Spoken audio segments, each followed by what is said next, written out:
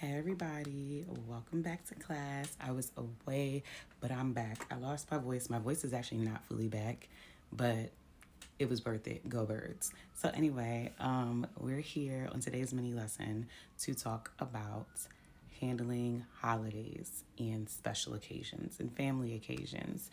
And those are always going to be difficult, right? Because so many feelings come up. There's a sense of obligation, there's sometimes a sense of nostalgia, there's anxiety, there's just a bunch of feelings about navigating these events, especially when you're dealing with toxic families. So let's get right into it. So we're going to start with navigating high pressure gatherings, your Christmases, your Thanksgivings, weddings, funerals, baby showers, baptisms, right? First, ask yourself, will going here bring me joy or peace, right? And you don't have to go if it harms your mental health. Like if your family's really that bad, and I've heard some sick stories about people's families, people's family members trying to fight them, like do all types of crazy stuff. Are you going to be safe? If the answer is no, don't go. But yeah, that's real. But you have to really do some deep reflection about that, because one thing that I will always say in this course is every choice we make has a level of consequence, right? And it's really about whether or not you can live with and be at peace with the decisions you make long term. So also set boundaries if you attend, right? So plan your arrival time, plan your exit time. If there's certain family members you don't want to be around, go early. When they arrive, you can leave, especially if you drive. You have freedom, right? Also have some support, right? If you have anybody in your family or a friend who you can speak to and bring with you, or who will also be there, have them with you, because it's definitely something that's gonna be helpful, so you're not navigating the situation alone. Also, I just want to make a note: support is not for children. Your children are not your support. If they're young kids, they're not your support. Grown people, okay? Grown.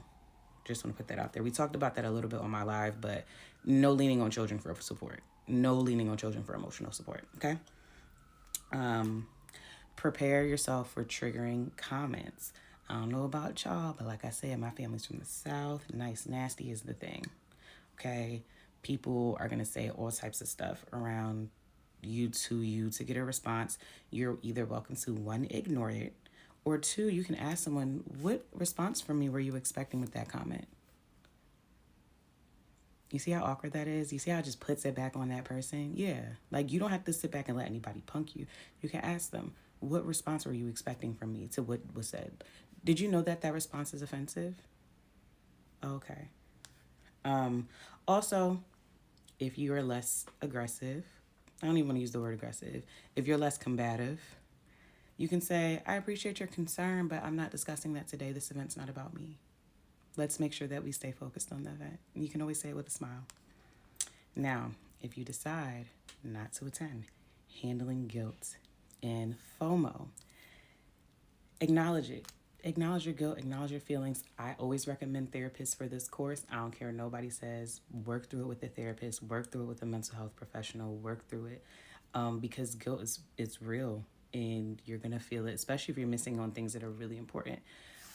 And also when it comes to fear of missing out, if you're missing things with the family members you do like, because the person who is that toxic makes it that uncomfortable for you, you can also plan things for them on the side. Let's say you're missing a birthday dinner. Take that person out for their birthday after. Let's say you're missing a baby shower. Plan a day where you can bring over the gifts for the baby and visit whatever family member is welcoming a new, somebody new, and enjoy them that way. It doesn't have to be a large gathering. And also remind yourself and reframe the thought instead of being like, oh, I'm guilty, oh, I'm wrong. And tell yourself, I'm choosing peace over obligation. I'm keeping myself safe. Affirm to yourself that. And give yourself permission to celebrate in ways that feel right to you. And do some self exploration and figure out what ways those are. All right. And so creating new traditions, okay? So holidays, right? I have a family member, I'm not going to say who, but she was adamant a long time ago. She was never spending Christmas around us again. She was so serious. And she created her new traditions, and also she and I created traditions together, right? Like she and I started spending that holiday with her because I understood where she was coming from. Or if I did spend that holiday with the other side of the family that she wouldn't be around, her and I planned our gifts exchanged on the side. You know, I mean, now she has her own family of sorts, but she knows what I'm talking about. But that's what you can do. Those are your options, right? Um, Instead of going to Thanksgiving, plan a self care day. Go to a spa. Cook your favorite meals. Cook your favorite childhood meals. You can plan a Friendsgiving. Instead of Christmas, you know, you can volunteer. You can do something that makes you feel like you're giving back, and you can pour in yourself. Also, you can cry. You can cry. I've cried on holidays. Well, I had COVID, which is why I was by myself in this particular situation. But I was crying because I was upset and I wanted to be around people and I couldn't.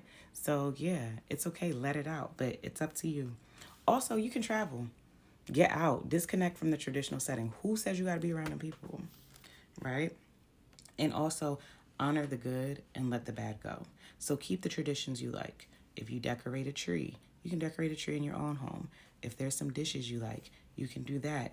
You can start traditions with your chosen family. If you have children or if you're married or have a partner, you can bring some of those childhood traditions that you loved and celebrate it with them, and you know, really honor the importance of that.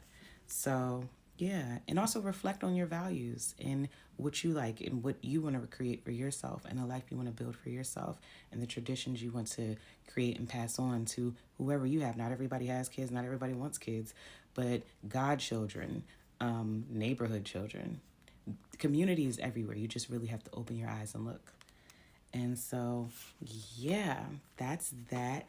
So just remind yourself you're not obligated to attend toxic family gatherings.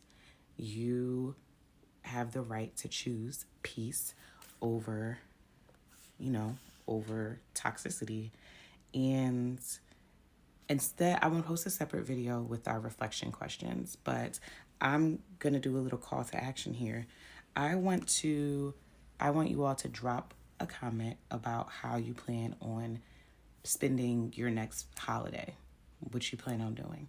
I want to see what people have. So, yeah, thank you so much. Look out for video 2 with your reflection questions. Bye.